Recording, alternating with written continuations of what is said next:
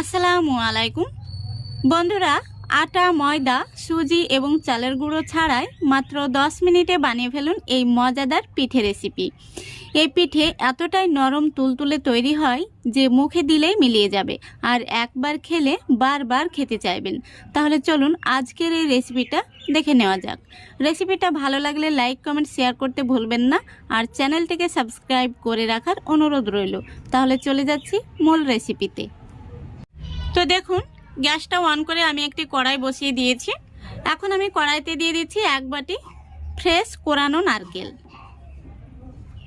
তারপরে দিয়ে দিচ্ছি একই বাটির মাপ করে হাফ বাটি খেজুর গুড়।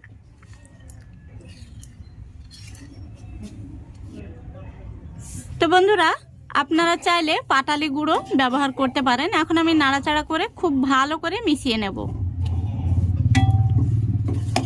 গ্যাসের ফ্লেমটা আমি মিডিয়ামে রেখেছি, আর মিডিয়ামে রেখে পুরটাকে বানিয়ে নিতে হবে।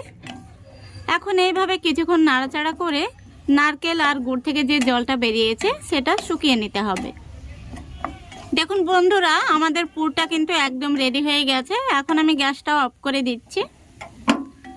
এবার পুরটাকে আমি নামিয়ে ঠান্ডা করে নেব। তারপরে দেখুন, এখানে আমি কয়েক পিস পাউরুটি নিয়েছি। এখন আমি এই পাউরুটি থেকে এই লাল অংশটা কেটে নেব।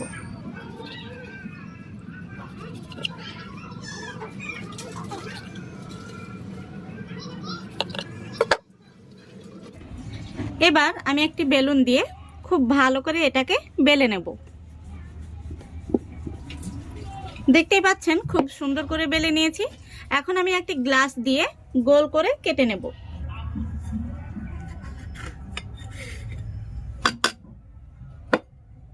দেখুন খুব সুন্দরভাবে কিন্তু তৈরি হয়ে গেছে। আমি আরো একটি কেটে দেখিয়ে দিচ্ছি আপনাদের।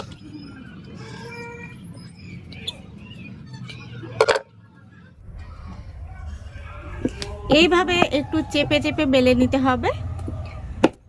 তারপরে আবারও আমি গ্লাস দিয়ে কেটে নিচ্ছি।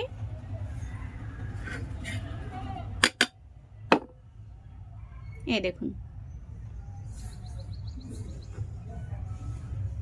এখন আমি যে পুরটা বানিয়ে রেখেছি এই পুরটাকে মাঝ বরাবর দিয়ে দেব। এখন আমি এই পাউরুটির ধারগুলোতে একটু জল লাগিয়ে দিচ্ছি।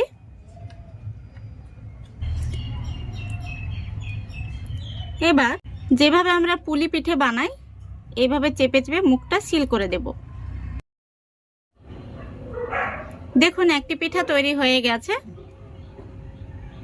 আমি আরো একটি পিঠা তৈরি করে দেখিয়ে দিচ্ছি। দেখুন এইভাবে মাঝখানটাতে পুরটা দিয়ে নিতে হবে। তারপরে এইভাবে রুটির উপরটায় 4 সাইডে জল লাগিয়ে নিতে হবে। তারপরে দেখুন আমি কিভাবে মুখটা সিল করে দিচ্ছি। সাধারণত আমরা যেভাবে পুলি পিঠে বানাই ঠিক সেইভাবে মুখটাকে এইভাবে চেপে দিতে হবে। দেখুন কত সুন্দর হয়েছে। এইভাবেই আমি সবগুলো পিঠা তৈরি করে নেব।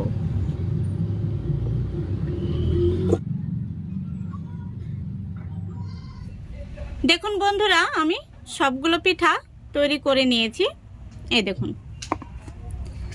আর এখানে পাউরুটির যে বাকি অংশগুলো রয়ে গেছে এগুলোকে আপনারা ফেলে না দিয়ে রোদে দিয়ে শুকিয়ে একটু গুঁড়ো করে নিলেই কিন্তু বেটস গাম তৈরি হয়ে যাবে। তো বন্ধুরা, আমি গ্যাসটাকে অন করে আবারও একটি কড়াই বসিয়ে দিয়েছি, আর কড়াইয়ের মধ্যে দিয়ে দিচ্ছি 1.5 কাপ জল। জলটা কিছুটা গরম হয়ে আসলে আমি এর মধ্যে গুঁড়ো দুধ ব্যবহার করব। দেখুন জলটা কিন্তু কুসুম গরম হয়ে গেছে। এখন আমি দিয়ে দিচ্ছি 1 প্যাকেট আমুলস গুঁড়ো দুধ। এখন আমি একটি হ্যান্ড উইচ দিয়ে খুব ভালো করে মিশিয়ে নিচ্ছি। খুব ভালো করে মেশানো হয়ে গেছে। এখন আমি এই দুধের মধ্যে দিয়ে দেব 1/4 কাপ চিনি। তারপরে দিয়ে দিচ্ছি 2টো এলাচ। এলাচগুলো আমি মুখ ফাটিয়ে দিয়েছি। এবার এই দুধটাকে খুব ভালো করে ফুটিয়ে নিতে হবে। সামান্য পরিমাণে দিয়ে দিচ্ছি লবণ। এতে করে মিষ্টির স্বাদটা দুর্দান্ত হবে। দেখতেই পাচ্ছেন খুব সুন্দরভাবে কিন্তু দুধটা ফুটে গেছে। এখন আমি মালাইটাকে একটু ঘন করে নেওয়ার জন্য এখানে আমি পাউরুটির যে বাকি অংশ রয়েছিল সাদা, সেই সাদা অংশটাকে আমি এইভাবে একটু গুঁড়ো করে নিয়েছি। তো এখানে আমি 2 থেকে 3 চামচ মতো দিয়ে দেব।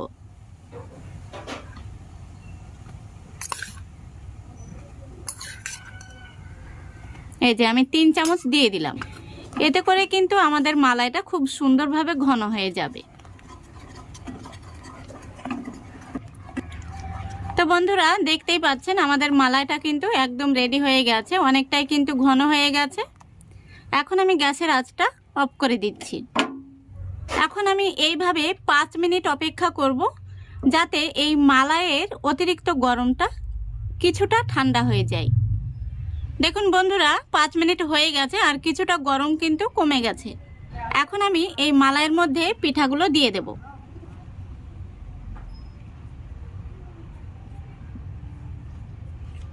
তো বন্ধুরা পিঠাগুলো দিয়ে খুব বেশিক্ষণ কিন্তু রাখা যাবে না, নইলে পিঠাগুলো অনেকটাই নরম হয়ে যাবে।